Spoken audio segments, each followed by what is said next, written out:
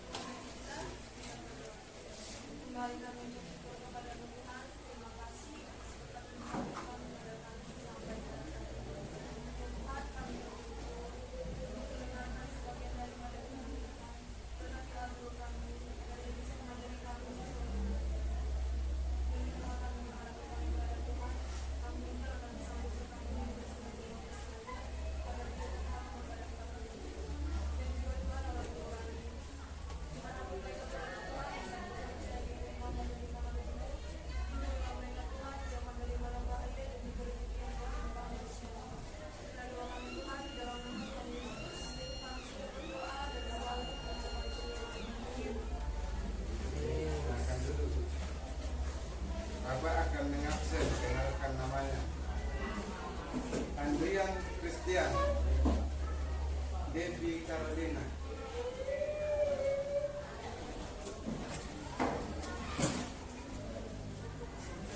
Udah. Kita buka buku paket rekonsiliasi, mediasi dan rekonsiliasi.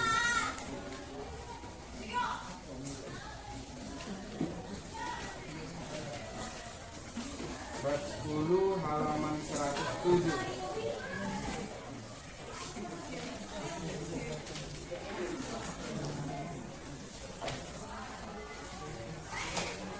Bab 10 sudah dapat? Sudah dapat bukunya bab 10? Ya, bab 10 media mediasi dan rekonsiliasi. Semua dulu mengucapkan 1, 2 ya. Mediasi dan rekonsiliasi. Mediasi itu adalah istilah untuk memperdamaikan. Rekonsiliasi juga istilah sebagai lanjutan dari tindakan mediasi. Kalau ada orang bertengkar lalu diperdamaikan, itu ada bagian mediasi di sana. Yang memperdamaikan itu disebut mediasi. Ada rekonsiliasi di sana. Tindakan selanjutnya setelah berdamai. Itulah rekonsiliasi. Nah, di sini ada Bapak membawa media belajarnya. Ini kira-kira loke. Nah, gambar loke, ya kan? Itu biasanya menandakan apa itu? Cinta. Cinta atau hati. Hati itu ada di hati, bukan begitu? Nah, ini. Kasih atau cinta itu sama dengan ungkapan perasaan hati. Sini ada gambar-gambar yang banyak. Siapa yang pernah melihat gambar ini sebelumnya? Ada? Ya. Nah, nanti kita akan jelaskan lebih lanjut lagi. Ini tuh ada gambar-gambar di sini banyak. Nah, ini ada banyak gambarnya ini. Nah, ini juga ada gambar ini. Nah, ini gambar yang banyak ini semua tentang hati. Nah, ini udah pindah gambarnya samping. Inilah yang disebut gambar hati manusia. Bukan gambar hati yang di biologi ya. Kalau gambar hati di biologi itu banyak, ada urat nadi, ada apa kayak gitu. Ini gambar hati manusia dari buku agama. Nah, begitu. Dari Alkitab. Karena Tuhan Yesus mengatakan, apa yang kamu kerjakan itu luapan dari hati. Jadi tindakan manusia itu karena dia merasa ini perlu. Aku membuat sesuatu cita-cita karena cocok dengan hatiku. Aku ingin sesuatu tujuan hidup karena kesana hatiku cocok. Kalau nggak sesuai dengan hati, nanti kita kerjanya asal-asalan. Nah, segala sesuatu pekerjaan kalau diterima dengan hati, maka kita senang mengerjakannya. Mengapa ada mediasi tadi? Karena ada pertengkaran, karena ada konflik. Mengapa ada rekonsiliasi? Supaya hubungan itu baik kembali. Nah, ketika nanti kita mempelajari ini, diharapkan ada tujuan belajarnya ya. Diharapkan nanti kita dapat mengerti. Bapak tuliskan dulu, bisa ditulis di catatan. Tujuan pembelajaran kita. Tujuan pembelajaran.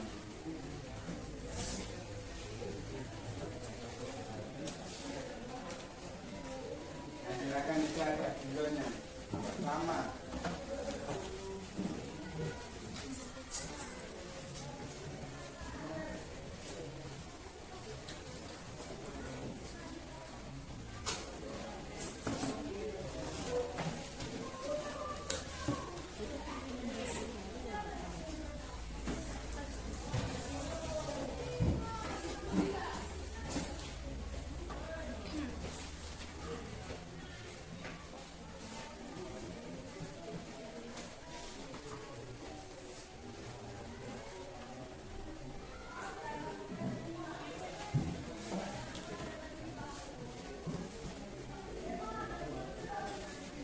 ada tujuan yang pertama, memahami karya Kristus untuk membentuk sikap yang sesuai dengan nilai Kristiani.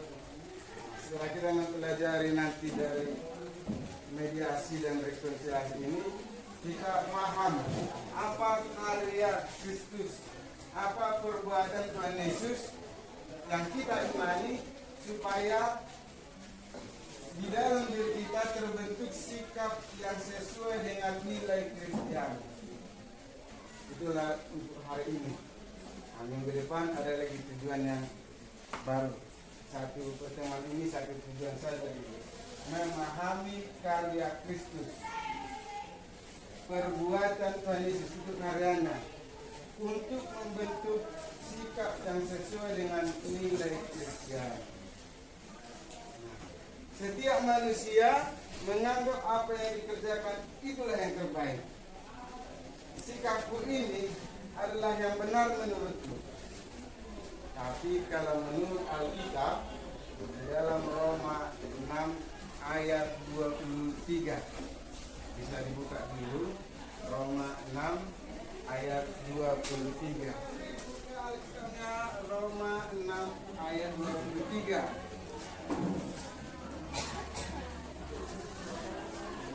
Roma 6 ayat 23, kita baca dulu bersama-sama.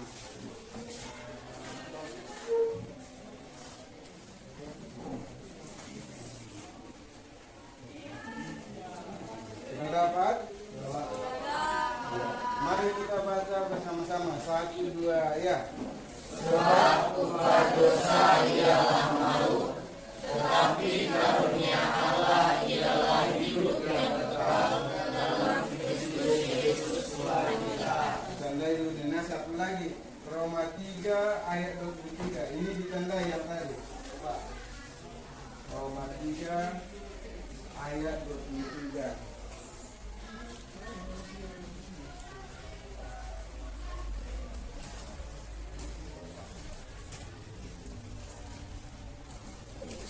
Kita baca bersama-sama. 1, 2, ya.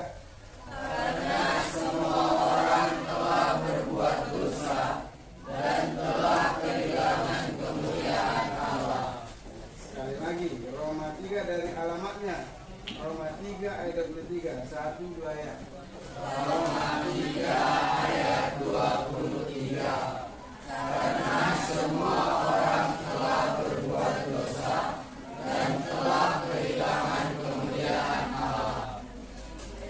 Karena semua orang, yang namanya orang, manusia, telah berdosa.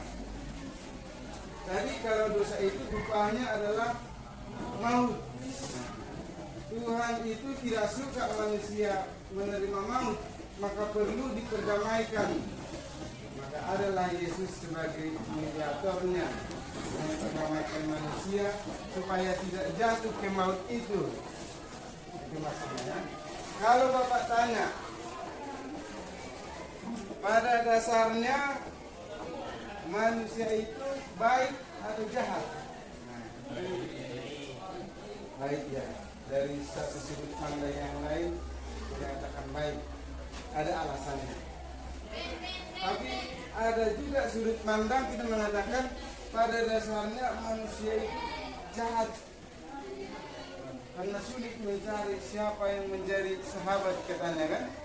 Mencari satu orang sahabat jauh lebih sulit daripada mencari 1000 lawan.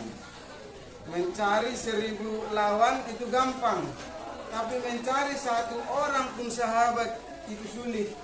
Karena apa? Rata-rata manusia ini cenderung untuk bersalah. Rata-rata manusia itu gampang untuk berdosa. Bahkan kalau kita telusuri diri kita, beberapa kali kita berbuat dosa dari pagi sampai sekarang, masih jam 9. Kalaupun dari pagi sampai sore sampai malam, tak terhitung berapa kali kita berdosa. Jadi manusia itu bisa juga dikatakan gampang berdosa, gampang bersalah. Apalagi kalau kita membaca Alkitab, firman Tuhan, banyak kali kesalahan kita. Jadi menurut Alkitab, awalnya hati manusia itu gelap seperti ini. Inilah gambaran hati manusia, gelap. Makanya Tuhan Yesus bilang dunia yang gelap. Dunia itu maksudnya orang-orang pada dasarnya memiliki hati yang gelap. memang punya mata hati, ini gambar mata, atau hati nurani, tapi hati nuraninya dipengaruhi oleh iblis, digerakkan oleh si jahat iblis, sehingga hati nurani itu tidak leluasa, dia tidak bisa bersikap tegas untuk mengarahkan manusia memiliki sikap Kristus. Banyak di sini yang mengelilingi hati manusia. Kesalahan manusia terbesar adalah tidak mau menerima Kristus. Seperti gambar yang selanjutnya. Nah, kalau ini beda lagi.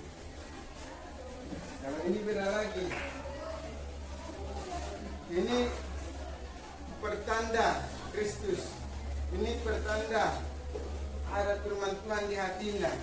Ini pertanda ada Roh Kudus yang memberikan kekuatan. Hatinya cerah. Kegelapan di luar.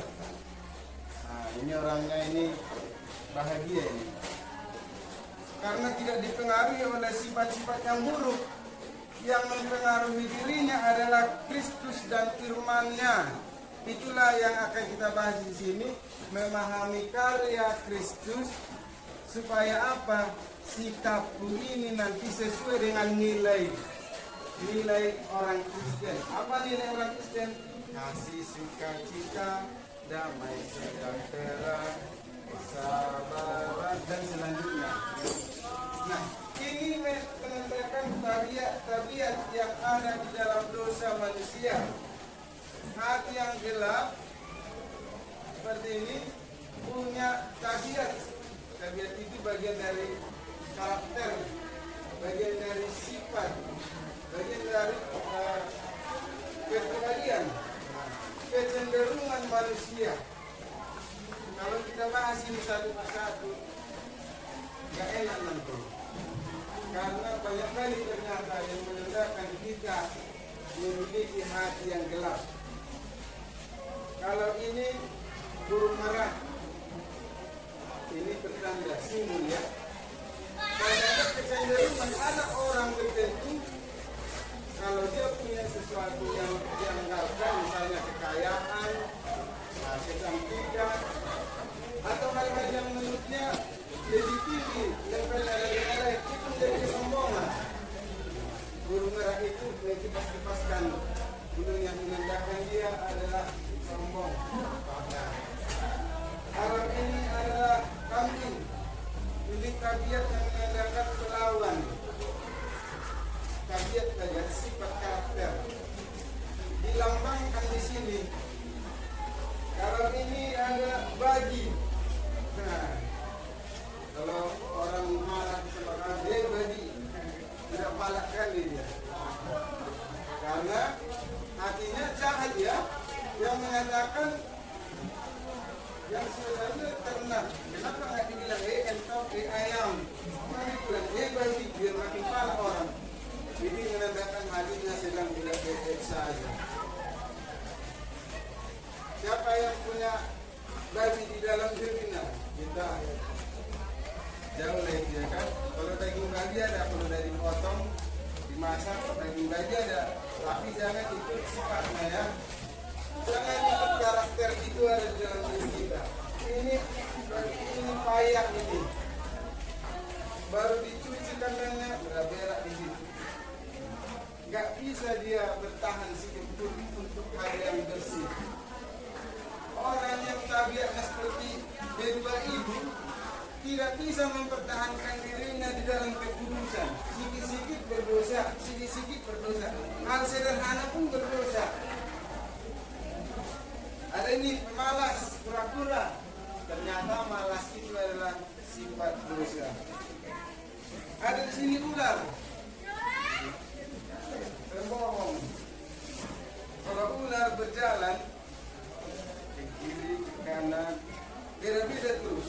Yang diucapkannya berbeda dengan yang diperbuatnya. Tak ada ular yang jalan lurus, kecuali kalau ularnya makan linggis, makan lurus lagi. Kalau belajar normal itu belok, artinya nggak satu pendapatnya, nggak bisa satu pun ucapan yang bisa dipercayai, lidahnya bercabang, ganti-ganti terus pendapatnya, sehingga orang sering tertipu. Berarti sifat penipu adalah tabiat di dalam kegelapan. Ini serigala. Serigala ini pencuri. Salah satu hewan pemakan daging yang tidak tahu berburu adalah serigala. Serigala tidak bisa mencari makanan kalau tidak ada hewan lain yang memburu. Nah, misalnya dia mau makan daging, nggak bisa dia berburu, nggak pandai, tapi dia mencari hasil buruan binatang lain. Kalau ada binatang lain sedang makan daging itu, diusirnya lain, itulah dimakan dia. Tabiatnya itu mengambil yang tidak seharusnya punya dia atau mencuri. Ada yang ingin dijelaskan? Harimau, wah ini tukang marah, senggol baca. Di rumah Pak aku udah cari parang, masih disenggol, mana parang. Ini harimau ya. Dari banyak simbol gambar yang diambil di sini menandakan hakikat manusia itu cenderung kepada kesalahan. Pada dasarnya manusia itu gampang berdosa. Termasuklah diri kan ini bahaya Pak, kalau diri gampang berdosa bahaya Pak. Sebenarnya makanya perlu dimediasi, direkonsiliasi oleh Kristus supaya kita memiliki sikap yang sama dengan Kristus. Inilah darahnya, mendengarkan firman Tuhan, mendengarkan Roh Kudus berbicara, membuat tabiat-tabiat ini mau keluar dia dari hatinya. Tidak enak di hati ini. Dia sudah mulai mendengarkan firman Tuhan Yesus. Ayat kedua satu-satu. Datang sini, keluarlah aku. Datang keluarlah aku. Datang si sombong, nggak mau lihat sombong, udah mulai datang si kambing melawan, nggak mau lihat melawan. Ternyata firman Tuhan itu melarang untuk melawan. Nggak mau lagi aku marah-marah, tak jelas.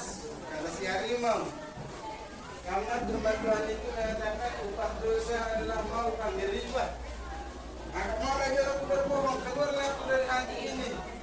Karena belum memasuki Tuhan Yesus itu dibalas mengatakan hukuman itu pasti, neraka itu menyiksa. Nggak mau laku. Tabiat-tabiat yang ada di hati manusia ini mulai surut. Karena apa? Firman Kristus dan Roh Kudus menerangi hati yang gelap. Jadi Tuhan Yesus itu sumber terang supaya sifat-sifat yang lama diterangi. Ini kan gelap kan? Gelap supaya mulai ada perubahan. Lihat api. Ini tanda api. Itu pengaruh Roh Kudus untuk merubah sikap manusia. Pengaruh Roh Kudus ketika mendengar firman Tuhan. Firman Tuhan mengatakan jika kita mau mengaku, jika mulut kita mengakui kita berdosa, Tuhan itu akan membersihkan hati kita. Tapi kalau nggak setuju kita dengan Tuhan, Anda nggak ada nih akal-akalan itu, berarti kita menolak. Nah, selanjutnya adalah ini simbol atau lambang kehadiran Tuhan Yesus. Ada salib. Salib Kristus dan firman Tuhan akan membersihkan hati. Mengapa salib Kristus membersihkan hati? Karena sudah ditebus. Ya, gitu ya. Karena sudah terjadi penebusan, sudah dikembalikan seperti awal. Manusia ini akan bisa berbahagia. Saya bisa berbahagia kalau tabiat yang salah ini tidak saya pelihara. Tabiat sombongnya, tabiat mencurinya, tabiat melawannya, tabiat marahnya, tabiat berdosanya, saya keluarkan dalam nama Tuhan Yesus. Nah, sudah keluar dia dari hatiku, nggak lagi aku melakukan sikap yang buruk seperti itu, maka otomatis dia berbahagia, hatinya bersih, hatinya terang, nggak ada lagi penyakit hati. Penyakit hati dalam pendidikan agama ya. Kalau penyakit hati ideologi beda lagi. Tidak lagi muram upahnya, tidak lagi ketakutan dia, tidak lagi kecewa, tidak lagi dia tidak berpengharapan. Seorang pengharapan itu berbicara dengan hati. Manusia tidak bisa hidup sedetik pun tanpa pengharapan. Bayangkan, manusia tidak bisa hidup sedetik tanpa pengharapan. Kita mulai bosan mendengarkan pelajaran, ada harapan. Lalu bersiap ini harapan. Maka kalau orang putus harapan, ini bahaya. Pengharapan itu akan muncul kalau Tuhan Yesus itu menghadirkan di dalam hati kita supaya kita punya pengharapan. Penjelasan dari Bapak tadi, kalian Bapak tugaskan dulu. Yang pertama, coba ditulis di catatannya.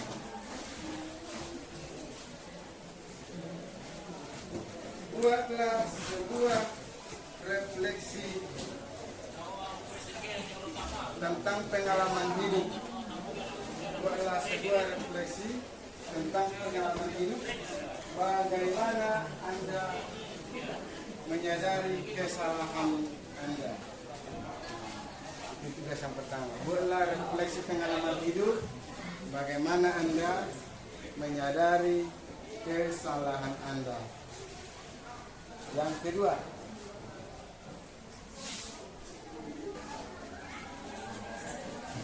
nah, setelah tadi kita membahasnya dan sudah dijawab oleh teman-temannya, mari kita ulang dulu kitab Roma tadi, Roma 3 ayat 23 ini, supaya kita simpulkan pembelajaran. Karena waktu kita sudah habis, kita akan kembali ke ruangan masing-masing dan melanjutkan pelajaran di kelas masing-masing. Kita buka lagi Roma 3 ayat 23. Ini ayat hafalan di rumah. Kita baca dulu bersama-sama. 1, 2, ya. Semua orang telah berbuat dosa dan telah kehilangan kemuliaan Allah. Karena semua orang yang menerima. Roma 6 ayat 23. Ini dibaca tadi. Ayat hafalan Roma 3. Kita baca sekarang Roma 6 ayat 23. Sudah dapat? Sudah. 1, 2, ya. Sebab upah dosa ialah maut, tetapi karunia Allah ialah hidup yang kekal dalam Kristus Yesus Tuhan kita. Sebab upah dosa adalah maut. Janganlah ke sana kita ya. Maunya kalian? Tidak, Pak. Janganlah kita mau ke maut. Caranya tadi adalah menerima Tuhan Yesus, membuat pengaruh Kristus untuk sikap yang baik ya. Mulai ini nanti besok bisa dinilai masing-masing. Perubahan apa yang terjadi dalam diriku setelah aku percaya Kristus, kan? Setelah aku mau bergereja, setelah aku mau ibadah PA, ada nggak perubahan dalam diriku? Nah, perubahan itulah nanti menandakan kita percaya. Kalau nggak ada perubahan, berarti nggak percaya. Berbahaya ya. Ada pertanyaan supaya kita simpulkan? Boleh bertanya, nggak apa-apa. Nggak ada. Nggak ada pertanyaan. Oke, untuk minggu depan akan kita lanjutkan. Kalau ada pertanyaan hari ini mau ditanyakan minggu depan pun bisa, nggak apa-apa. Kesimpulan untuk pembelajaran kita hari ini, kesimpulannya adalah, coba tulis dan ingat kesimpulan, tulis judulnya kesimpulan.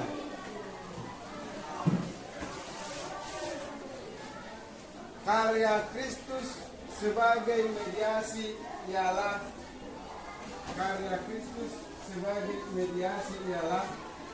memperdamaikan manusia yang berdosa kepada Allah.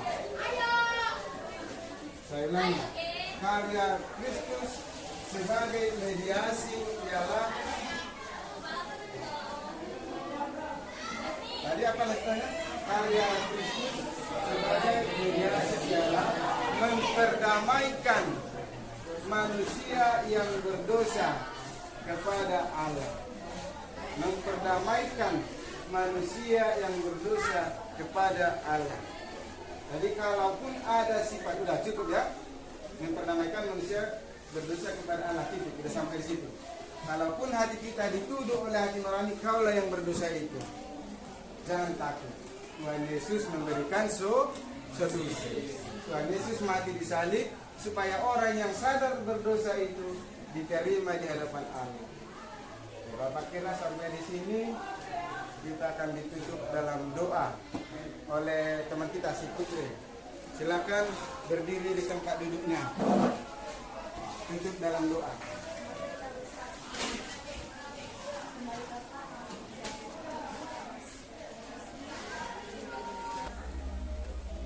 Anak-anak, sampai di sini pertemuan kita hari ini. Silakan kembali ke ruangan masing-masing. Periksa laut sini dan ada barang-barang yang tinggal dikembalikan ke